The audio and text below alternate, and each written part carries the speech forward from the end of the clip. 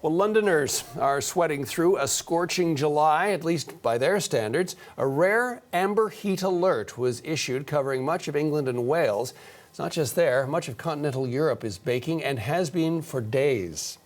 CBC's Ashley Burke is in London this morning, where it is approaching 11:30 and already warming up. Ashley, thanks so much for joining us. Let's talk about the way this is impacting not just the UK, but perhaps even more seriously in other parts of Europe.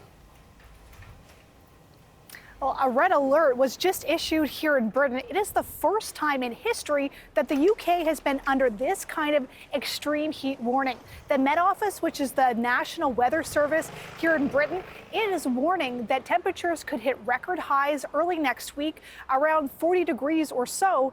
And climate experts are saying that climate change is making all of this worse, and that people here in the UK, they're not used to this kind of heat. Their bodies aren't acclimatized. The infrastructure is not in place.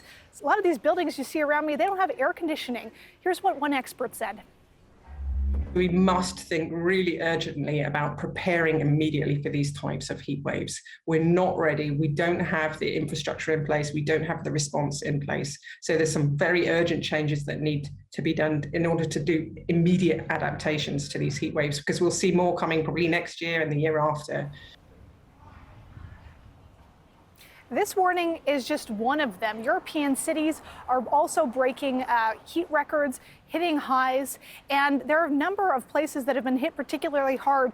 In Portugal, there are wildfires still raging there. There have been thousands of acres of forest burned there. And in France, thousands have evacuated their homes as wildfires there continue to burn. And here in the UK, the public is being warned that it's not just potentially heat they're going to have to deal with in terms of dealing with these hot temperatures, but also there could be travel delays, road closures, and also trains could be slowed down because the track could be warped because of that extreme heat that's coming.